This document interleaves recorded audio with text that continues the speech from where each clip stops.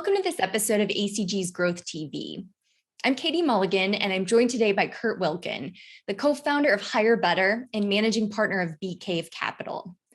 Kurt joins me today to talk about his debut book titled Who's Your Mike and some of the insights it offers for entrepreneurs as they build the right teams for their businesses. Kurt, thanks for joining me. Katie, thanks so much for having me. I love what you guys are doing with ACG and Growth TV. Oh, thank you so much. I appreciate that. Well, your book is called Who's Your Mike? So naturally, I have to start by asking you, who the heck is Mike? It's a great question. Most of my friends named Mike hate me for this, but Mike is your fraternity brother in college. You guys were best buds, thick as thieves. You did everything together, and Mike had your back. When you started your business in your garage after college, Mike was right there with you, nights and weekends, doing all the back office administrative things that you suck at and really don't like to do. When you became a real company, Mike quit his job and became your accountant, again, doing all those administrative things, and including setting up your LLC and your bank account, even taught himself QuickBooks. And as you grew, his title and responsibilities grew. You rewarded his 100-hour weeks with the title controller and ultimately CFO. And now Mike is trying to manage a $10 to $15 million business. He's trying to negotiate a $10 million line of credit with your bank and maybe a merger agreement with your biggest competitor. And Mike is swirling. He's in over his head. He hasn't built a team because he didn't know how to. And he just doesn't want to tell you he's overwhelmed because he didn't want to disappoint you. So the question is, who's your Mike?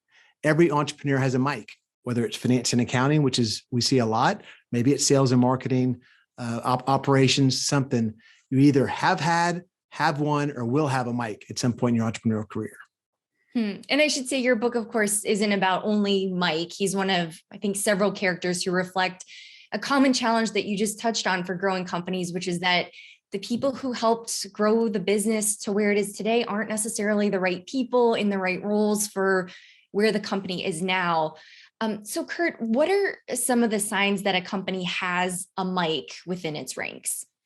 You know, like, as you said, it's not just about this Mike in finance and accounting, it's other legacy employees you might outgrow. Common signs are things like stagnated growth. That's one we see a lot. It might be that people are starting to work around certain employees because they know that there are certain loyal friends of Kurt that you have to deal with, but you've got to, there's better people to deal with. And as you start seeing those whispers and seeing your team working around people on your team, that's definitely a good sign. And so once a CEO recognizes that there is a Mike or one of these other kind of character types on her team, what should she consider as she decides what to do about it? It's a great question. I like to ask a number of questions for all legacy employees to see if they've got the ability to get you to the next level. So they're all included in intermission 1 of the book. First question is, knowing today what you know about your organization and where you're going, would you enthusiastically rehire Mike, for example, for that role? And oftentimes the answer is kind of like Mike, but not enthusiastically rehire him for this role, maybe another role. Another one is, does Mike have the skills, experience, and tools to do what it takes to get you to the next level? So again, those are two kind of hardcore questions. The other two are a little more gut related questions, but all entrepreneurs will understand what I'm saying when I ask. The first one is, what if you had a team of Mikes? Like your entire organization was Mikes. Would that make you feel good or like, this sucks? That's not necessarily a black and white question. It's really a gut. And if the question is, if I had a team of Mikes, my life would be crazy, then part of the answer. And the fourth question is, what if Mike were to walk into your office tomorrow and quit? Would you feel relieved? Would you be scared? Past the short term, what am I going to do tomorrow scared, but really the long-term scare. Those 4 questions will help you answer whether Mike needs to stay or not be in that position. And by the way, Mike doesn't necessarily need to go. Mike could be a great member of the team somewhere else in the organization. So it sounds like it's about at least evaluating and asking the questions to decide whether he still belongs or not. Exactly. And Kurt, what options does a CEO have, after realizing that there may be a Mike on her team? Yeah, I think she should look at all options, to be honest. And it really depends on Mike and his or her ability to really be a next level employee in that seat or another. So for example, I say, first of all, if Mike's a jerk and not a good culture fit, it's an easy decision. But if Mike's great, maybe he's a really good controller, a good accountant. Let's put him into an individual contributor role so he can be very successful. Maybe Mike's a great culture fit that can fit elsewhere in the organization, but be careful of moving people around to appease them or find a seat for them, because then you have a bounce around Betty, which is another character in the book, and becomes a problem. That's for sure.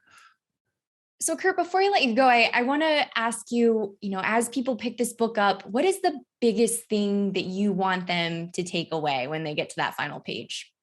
I want entrepreneurs to understand that they're not alone, that we all make mistakes. The book has a lot of mistakes that I've made and that I've seen made.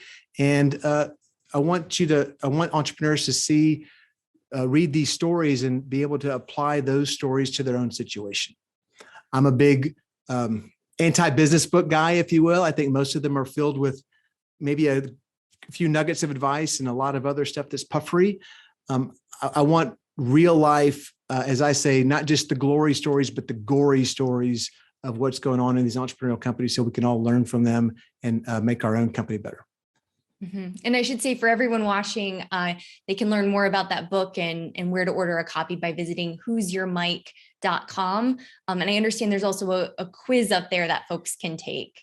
Yeah, there's a fun quiz at who'syourmike.com/quiz, which helps you determine whether you've got a Mike situation or a Pipeline Paul or a Harry the Hustler or whatever the situation might be with the characters in the book. We'll put those links in the description too, so they're very easy to access. But Kurt, really appreciate your time today. Thanks for coming on Growth TV. Awesome, Katie. Thanks for having me.